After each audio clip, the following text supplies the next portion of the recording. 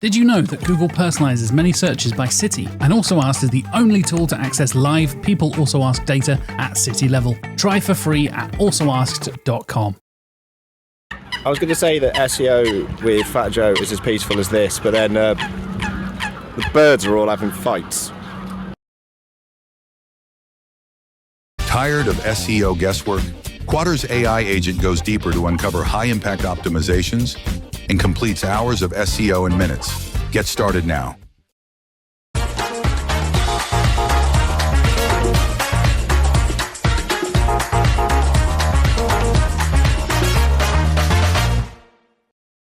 All right.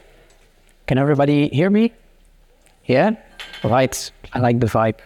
So, anyone familiar with this situation? Obviously, the relationship between developers and SEOs is not always perfect. I've had this in the past where developers would estimate very high workloads for a seemingly simple ticket, if that rings a bell. And sometimes that's because they want to do things in their code base or their framework like PHP or Laravel or Next.js. But sometimes, given a simple ticket or a simple requirement, it takes a couple of lines of code to do this on the server level. So talking htaccess here.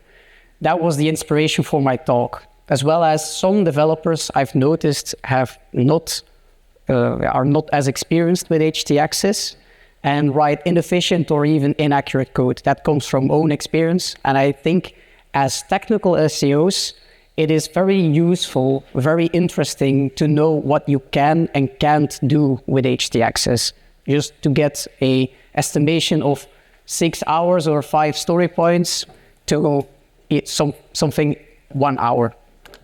And you might wonder, why is he talking about Apache? Nginx is nowadays #1 server, and I have 2 reasons. I just know a lot about Apache, nothing about Nginx. That's the simple explanation. The other explanation is on the right. Historically, a lot of people used to use Apache. It was by far the most popular server out there. If you come across a migration or a project with an older website, it's very likely you will deal with Apache and htaccess. Now, before we start, 3 disclaimers. There's going to be a lot of code in this presentation. Sorry for that, but it's technical SEO nonetheless. Don't read all of it. Just grasp the main concepts. Secondly, I cannot talk about htaccess, so Apache's htaccess, without mentioning httpd.conf. It's very hard to pronounce. It's very, very similar, but the other one has more capabilities, can do much more. It's more performant because it's processed when you start up the server. htaccess is processed on every request. The problem, though, is that it requires often server-level administration access to manage that. At least that's what I think. If you have a cheap shared hosting server or you have a team that does connectivity on top of you, you will only control htaccess. So that's the focus for this talk. We're talking about advanced SEO techniques with htaccess, but maybe let's start with the most basic, simple commands people do. In my opinion, the most popular usage of htaccess is a rewrite rule, which is often used for redirects. You see rewrite rule, we're redirecting old page to new page, and we specify it's a 301. Please specify, otherwise it's a 302 redirect. This is very much present on Stack Overflow, and ChatGPT is very stubborn on always giving you this. There is a better way, or I find this a lot cleaner, does exactly the same thing, redirect match. That's interesting to remember. It's same, but different. My #1 tip for today, so that's the actual presentation, is to always test your code if you do anything on the server. Like John has already said, I once accidentally no-indexed a website because we didn't test the code properly. And I know this sounds super simple and logical to you to always test your code, but not in every web stack it's possible to test stuff out on the server in a test environment. There are ideas to test this out yourself in another way, which I'll share later. Now, the idea I want to get across is a great hook with private environments. In 2025, we still see these things happening. I think who has had a client or a case with a staging website accidentally indexed? That's less people than I thought. I have had this a lot of times. But you can prevent this from happening easily, but if it's already indexed in Google, your go-to solution is a no-index tag. The code on the right, not going to explain it fully, simply says there is a condition. If you request privatewebsite.com, line at the bottom, please provide a no-index. It's 3 lines of code, very simple fix. I had this for a client, and ultimately my developers proposed something else. I don't know why that wasn't good, but they said, let's do it like this. I agree, this looks much more readable. It's an if statement, simply says, if it contains private website, please provide a no-index tag. And I was like this. Seems fine, right? So let's close the ticket and release this. It took me 4 hours after the release of that ticket to discover that we had no-indexed the entire production environment as well. This was a 1 million clicks website per month, so it was terrible. Fixed it right away. We didn't see any damage because 4 hours is apparently not that bad. The takeaway here is you should always test code that you do in htaccess first before you release it, similar to testing what you do in Google Tag Manager. What did we do wrong? I find that fun for the presentation. We forgot to add a little dot in the regular expression there, and because of that, the entire statement was optional. Everything got the no index. So that was my learning. I think that was on me. It was not on the developer because I had to approve the tickets. Now, I tell you, always test your code, but maybe some of you know that sometimes htaccess code is not able to be tested in a separate test environment. So I have a process for that. I use my local host. For the people not aware of what localhost is, it's just a simple way to simulate a web server or run a web server on your machine, on your local computer. If you go one step further, for those who know what a hosts file is, you can mimic the actual address of your website for testing as well. I do this with XAMPP. It's a program that you can download, just run it, then go to your hosts file, and you simply add 127001 mywebsite.com. Save that. From that point on, every request you make on your computer to mywebsite.com will be routed to your little test server. And I like doing that a lot. It has helped me do stuff in the past. A step further, why not ask your developer to give a simple export of the current htaccess file? If you have not a lot of dev capacity, this is 5 minutes of work. They cannot say we have no time. So you have the existing lines, and if I had set my code in there at the bottom, I would have seen right away no index on the entire production site. I would have not approved that ticket. And that was my learning from that. Then this comes in handy when you do a website migration as well. You can just test your redirect locally first if you happen to have a case like this where you cannot get a staging environment. In my experience, it's also happened that there was a staging environment, but there was no production database connected to it, so that didn't work. Or I couldn't get staging environment access because I was an external consultant and they only give access to the internal email addresses. If you have a developer that says, I can't test it, but trust me, bro, it'll work, that's the biggest red flag in any SEO project you can actually get. And sometimes the deadline is just so strict that there's no time for testing.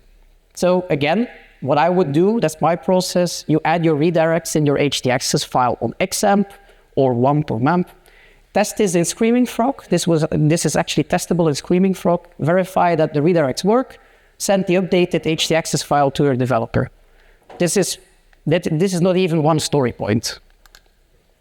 I just told you how I address a single website redirect process, but what if you migrate multiple domains or multiple sites? To illustrate this, I actually have a client case for this, but I wasn't sure if I could name them, so I went with the pseudonym Golden Limited. We have the golden.com domain, which is a very good website, and as it turns out, golden.com is growing. They acquired 4 companies in the past month. We will rebrand these. I think this all sounds familiar to you, right? And this will be redirected to golden.com and the content will be moved. Now, for the SEOs, what we see is this. We will do 4 redirect lists, right? 4 redirect plans, but your client sees this. So you're telling me I need to keep paying for 4 websites, the hosting for 4 websites, even though they're practically dead, they exist solely for redirects. That's a considerable cost, which you can see at the bottom. That's an estimation for the Belgian market. There is a substantial saving if you connect this to one simple, cheap server and you manage this by connecting the domains via DNS records to that server. In Belgian costs, this is about 150 euros per year. So that allows you to keep your redirects online for at least a year. I have experienced that suddenly the redirects go offline because they didn't renew the hosting for the other case. How do I prepare for this? Well, again, let's go to the host file, put those domains in there so we can test out some stuff. And like many of you, I nowadays go to ChatGPT to give me some code, and I asked, let's give me the redirects per domain. And it looks as if this is correct, seems simple. It simply says we have a condition. If we request blue.com, use these redirects. If we request green.com, use these redirects. This doesn't work. It doesn't work in the way that you think it does. And if you don't believe me, you can test this out in Screaming Frog. What you notice is that the blue.com redirects are going to the intended target, but the green.com redirects are not. They're going to the target for blue.com.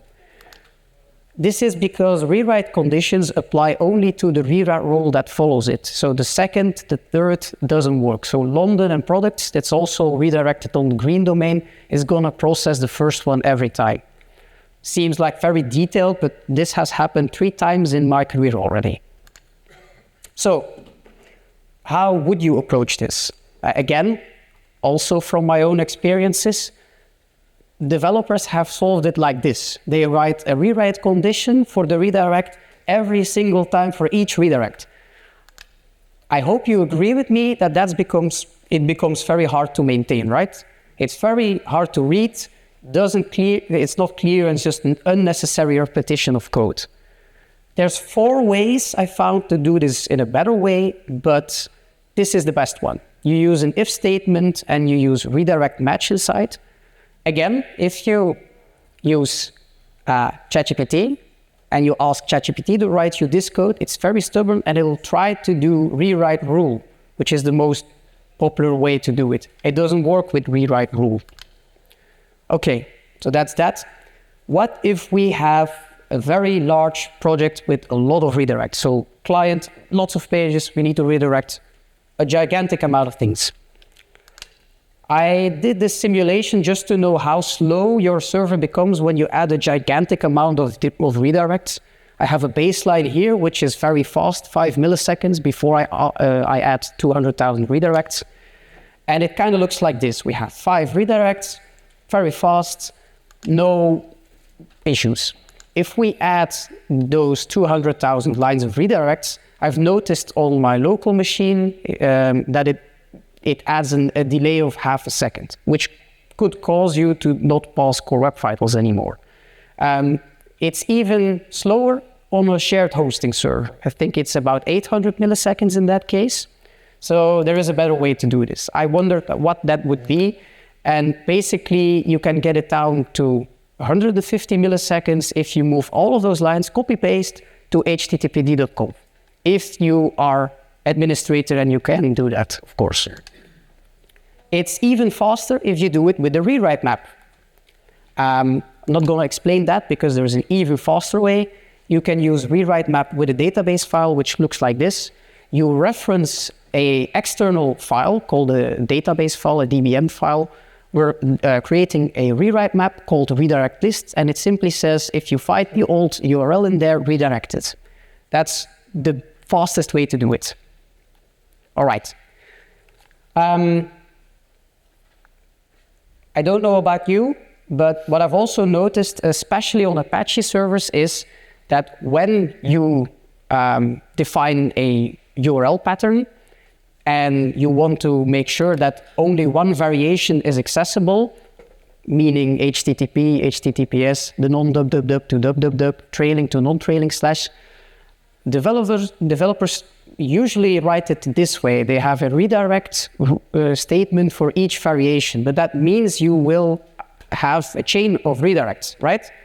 I've noticed this a lot of times. I hope that's familiar with you as well. I don't really know why developers don't do it in one go, because that's very much possible. Please steal my code. I'm going to share the presentation later with you anyways, but with 5 lines of code, you can actually do every variation in one go. So please do that. There's obviously much more you can do, but I'm aware of time. Just so you know, there's various other things SEO related. Many of you might know that Apache and htaccess can also create canonical tags for you, so HTTP canonical tags. What if you detected your URLs where query strings are attached? Well, there is a way to do that. The code on the right simply gives you an automatic canonical tag on every URL, no matter where it is located in the database or in the code base, and it gives you an automatic canonical tag. It's possible. I'm not saying you should do this, but you can. Koen, this is my shout out to you. There's a way to do A/B testing with Apache as well, but it's very cumbersome. It's really not straightforward. I did a little experiment, and I was able to define a list of pages, that's the variant, and just change my HTML to include 20% discount in the title. If you have no budget whatsoever, you could do it with Apache, but I think Koen's tool is much better to do it. I'm just saying you could, but you shouldn't. Things that are not SEO related then, do you guys get spam in your inbox a lot? Because I used to have a small company. We had 90% of the emails in the inbox was this. Chinese spammers filling in my web form. And one day I thought this is, fuck it. I'm gonna detect these people. I went to Google Analytics and I see they're coming from cn.bing.com and baidu.com. So that means I can detect them via the referrer. I sent them to this page. I remembered them via a cookie, and but it gets better. 2 seconds later, and what I find so much fun is that they will try to go back to the website, but when they do this, they go back to the Rickroll. You can do it. If you have bots that don't actually visit the website, you can block those very easily in htaccess with these statements. Barcrawler and TimpyBot are really doing a lot of requests on my website, and I think both of them are AI bots, but I don't really find the use in them using my site. You can block that, and those don't respect robots.txt. Ahrefs does, by the way, but I mean Barcrawler and TimpyBot. For the analytics people in the room, are you aware that Safari and Firefox are now retaining the JavaScript tracking cookies for Google Analytics for only 7 days? If you have a client or a project where the sales funnel is quite long, that could mean that you have one user split in your analytics in separate users. But you could write 10 lines of code. You can find that later in the presentation. You could write 10 lines of code to fix that and create a backup cookie, which you see at the bottom. It's called BCGA. And there's just a way to, if the cookie gets deleted, you can restore it afterwards. And that works for up to a year. Right. All right, wrapping things up. Always test your htaccess code. Otherwise, you will no-index the site just like I did. In a large migration, use rewrite map. It's so much more performant. Rewrite conditions only apply to the next rewrite rule. Remember that. Please, if you have your URL patterns, redirect them efficiently, please. And know what's possible on your server, because that can get you from 5 story points to half a story point. Thanks. Demand sphere. Limitless visual insights from the SERPs. Unlimited dashboards and users. Easy to use and easy to scale your growth to new levels. Monthly reporting making you want to shove sharp things up your nose? Try Dragon Metrics, the all-in-one SEO software with mind-blowing reporting tools.